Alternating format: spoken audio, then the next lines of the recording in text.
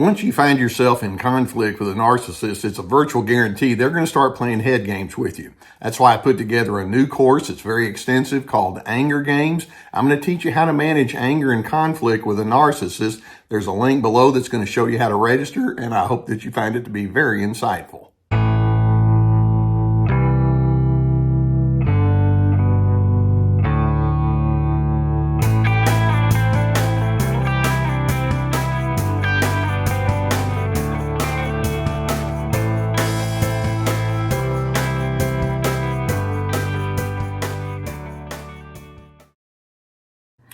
Do you like being confronted by other individuals?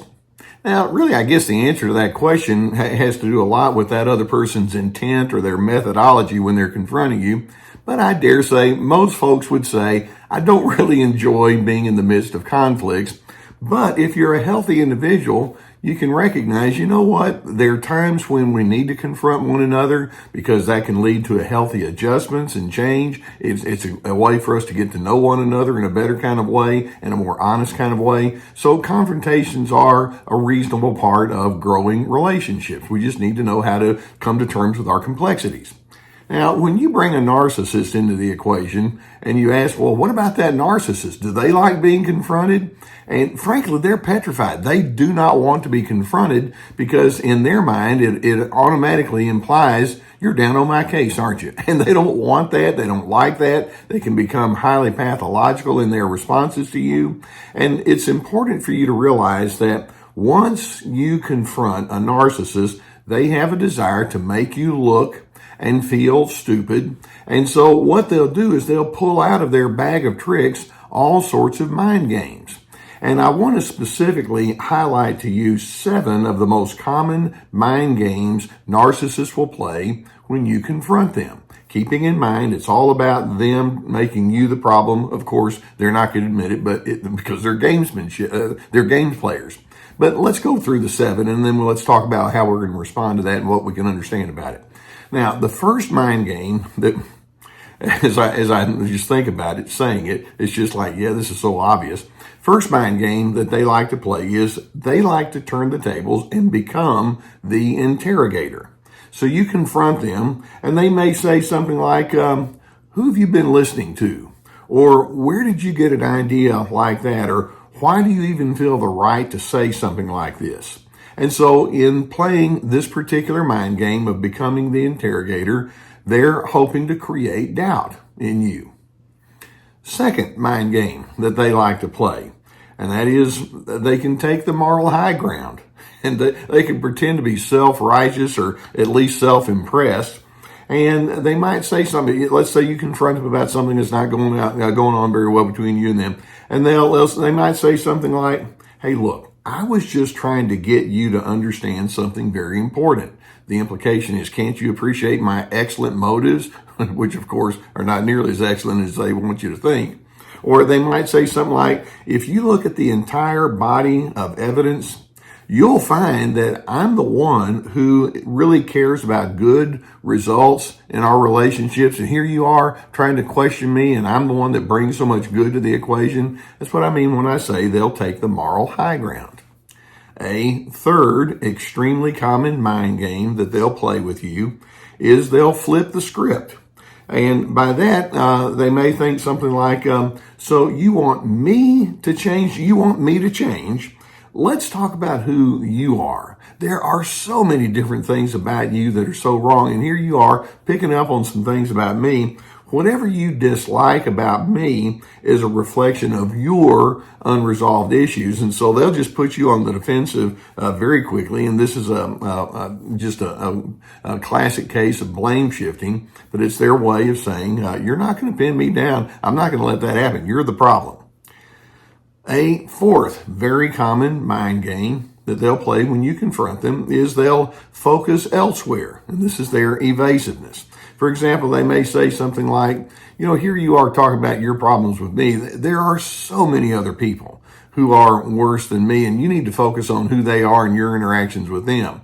Or you need to concern yourself with your mother or with the supervisor at work. You need to concern yourself with your kids or whatever it might be. Or they may say something like, Do you even know, here you are talking about my problems. Do you even know what everybody else is saying about you? So anything that they can do to shift the focus out there, it's their way of being evasive. And you'll notice that in doing so, it's like, I got off the hook, didn't I? I don't have to answer your questions. Not at all. I don't do that.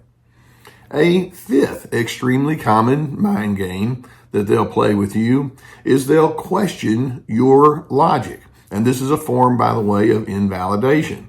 It's like, you don't even know what you're talking about. Or before you gripe about me, why don't you go back and get your facts straight? Or why don't you go back and get your reasoning straight? Or they may say something like, I'm only questioning you or disagreeing with you because of how off base you consistently are. And so they try to get off the hook from your confrontation by saying, well, you don't make any sense anyway. Then, in addition, and this one's an insidious one, they'll degrade your character. And when I say that, what I mean is they go into dehumanization mode.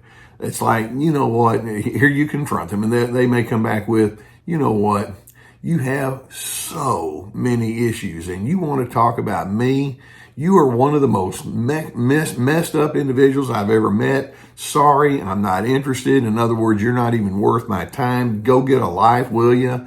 And so they let it be known. In my world, you're that big. You're a nobody. And so I have no need to listen to anything that you might have to say to me. And then a seventh mind game that they commonly play, and that is they'll take themselves out of the equation. For example, you confront them and they may say something like, you know what, we wouldn't even be having this discussion we're having right now if you could just get your act together. Or have you ever noticed how everybody else has the same complaints about you that you're giving to me? And so in other words, they're more or less saying, your discussions with me are not about me. Take me out of that equation. And this is their way of being extremely dismissive. What you have to say has no merit. Those are seven. I'm going to give you a bonus. And one of the things that they say, that they'll say back to you when you confront is, hey, I was just joking. Now, you can see that each of these seven and then the bonus mind games that they play is their way of saying, nice try to pin me down, but narcissists are master gaslighters. And that's what this is all about. They want to play these mind games with you because gaslighting is all about you creating a confusion in you about what reality is. In addition, narcissists are master shame shifters. You see, they take any kind of confrontation from you as you shaming them. Whether that's accurate or not, that's how they think about it, because that's the psychological currency they operate in. They've been shamed, so now they want to be the givers of shame, and they want to have nothing to do with that. And so they just put it back on you. And then, frankly, the more they do these kind of mind games with you, we're just going to go ahead and point blank say it's abuse. It's their way of saying, I want you to feel badly about yourself. I want you to be diminished because of my comments. Suits me fine, and it helps my narrative. So when you look at these games and you realize that they have this dishonest and disingenuous attitude that goes along with it, what is the narcissist's goal when they play these kind of mind games with you? Multiple. First and foremost, it's their way of trying to escape responsibility. One of the easiest ways to tell if a person's narcissistic is they won't take responsibility whenever something negative has happened. In addition, they're attempting to preserve their own dignity. Now, actually, when we say that, and it's not really dignity at all that they're trying to preserve, it's their egotism, which is an entirely different thing, but that's how they rationalize it to themselves. When they flip things back on you, it's like, no, I got to keep myself intact. In addition, you can see that these mind games are a part of their defensive structure. They're highly defensive. They live behind the veneer of a false self, and the best defense, to them anyway, is a good offense. And so if they can keep you on your heels, they succeed. In addition, what is their goal? They play mind games so they can teach you a lesson. I want you to learn that when you confront me, then it's not going to get you anywhere good. Have you figured that out yet? Quit doing it. And so they're hoping they can be the teacher, the professor of that particular class. The mind games, another goal that they have is to stay in control over you. or to stay superior over you. And that's the centerpiece of what narcissism is all about. And then in addition, and this is their sadistic side, part of their goal is to find pleasure at your pain. They want you to feel uncomfortable. And then what they can do is they can kind of flip right back and say, you know what, this is kind of fun watching you squirm. You're trying to make me squirm. I'll show you who's going to squirm. It's insidious, isn't it? So knowing that you're dealing with a narcissistic person who is a master game player, they're playing mind games.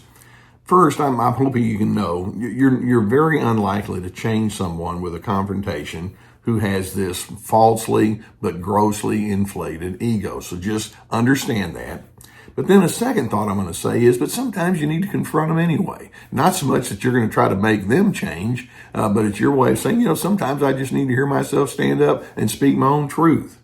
That being the case, I'm hoping that you can take their mind games as a cue for you to at least behaviorally be assertive. You're trying to verbally be assertive and they're not receiving it, but behaviorally you need to go ahead and act out what your truth is. If it means continuing in your thoughts or setting consequences or establishing boundaries or determining how much or less time that you're going to spend with that person, behaviorally stand up for who you are. And then above everything, when the narcissist tries to play mind games, knowing that they're trying to invalidate and gaslight you, trust your gut. You're saying what you say to that person because it makes sense. You can make sense. And so they're wanting you to think, no, you're not, but yes, you are. Trust your gut and hold on to your own wisdom. You're dealing with a person who has the highest level of insecurity as evidenced by their persistent mind game. Stay secure, though, on your side of the equation and hold on to your reasonableness nonetheless. And I hope that videos such as this can give you some good awareness of what you're dealing with. If you haven't already hit that subscribe button, go ahead and hit it. We're going to keep more videos coming. I'm so pleased to be on your learning curve with you. Sometimes when you have this as an ongoing kind of thing, you might think to yourself, I could use some therapy. Well, the good news is that I have chosen to be sponsored by the people at BetterHelp.com. They've been sponsoring me for years. I'm a therapist. Obviously, I'm retired from my own practice, but there's a link below to the folks at BetterHelp. They're a whole team of licensed professional therapists, and it's so good that once you get into their system for someone to sit down with you and say, let's talk. Let's figure out what you're dealing with, and they can help you clear up some of that confusion that the narcissist is generating. So if the need is there, go through the link and get the help that you could so richly use and you would deserve. Beyond that, you know that I'm one of the things I've been doing in my retirement is I've been putting together online courses. And each course has at least 25 teaching videos. Each video has documentation, handouts that go with it, along with guided questions. We have anger games about how not to get sucked into their anger. This is me about establishing your boundaries. Free to be, ready, set, connect, about having good connections. All of this is trying to bring a therapeutic mindset to you. So as the need is there, check into those courses. In addition, I have my webinars, which are 90-minute presentations, quite different. And these are all on my website, along with articles, access to my podcast, my books, etc. Okay, when you're dealing with a narcissist, you're dealing with a person that wants to play mind games with you. Know that going in, and then decide, I'm not going to be somebody that plays games. I'm going to stay consistent with who I am. I hope you can stay steady despite their lack of. And in doing so, that steadiness and the behavioral assertiveness that I mentioned can be something that will allow you to go deeper and deeper into your place of peace.